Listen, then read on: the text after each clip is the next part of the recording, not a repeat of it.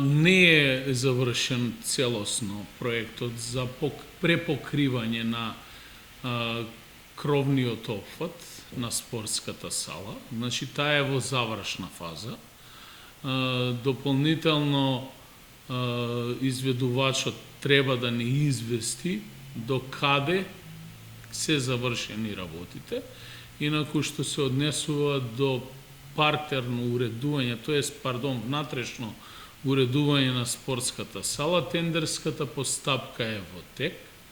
Распишавме повик за набавка на нов под во спортската сала и опремување и реконструкција на трибинскиот и подтрибинскиот простор.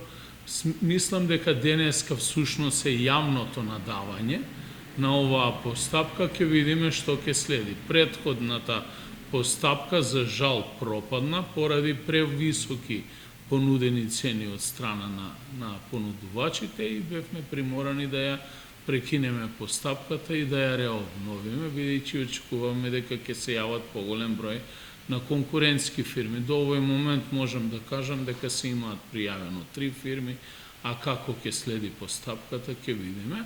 Во оваа прилика сакам да напоменам и да ги демантирам сите шпекулации во изминатиот период поврзани со спортската сала за тргање на бакарниот покривач од спортската сала и да ги уверам и граѓаните, а и да ги демантирам шпекулантите дека истиот е уредно складиран во самиот објект на спортска сала во специјални палети.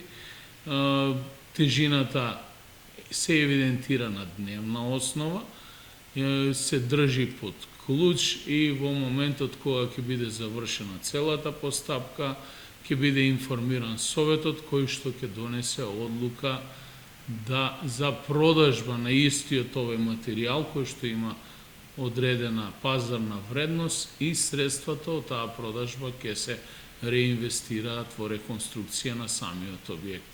На прашање кога би можеле да очекуваме да биде завршено комплетно спортската сала, па јас можам оптимистички да кажам дека посакувам тоа да се случи до следниот 11 ноември. Но сепак не очекуваат поголем број на фази, завршување целосно на кровниот покривач, внатрешно уредување, дополнително странично и партерно уредување и секако една од најскапите ставки во проектот, а тоа е ставката на ладење и грејење, кое што ќе изискува сериозни финансиски средства и во моментов не би сакал да шпекулирам, пак ќе оставам желбите се едно, а реалноста и можностите се нешто друго и ќе зависат и од годишниот буџет на општина Куманово. Дали тоа на советот ќе решиме најголем дел од средствата за следна година да ги инвестираме во спортската сала или пак ќе правиме улици, патишта и друга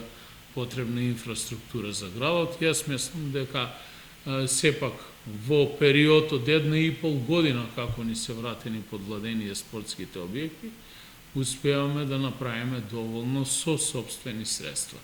Видејќи средствата кои што се вложени во моментот во спортската сала, се средства кои што согласно законот за регионален рамномерен развој му припаѓаат на општина Куманово и ние наместо тие средства да ги инвестираме во намена за развој на други активности во регионот, ги насочиме во изградба, реконструкција на оваа спортска сала која што сакаме да добие регионален карактер.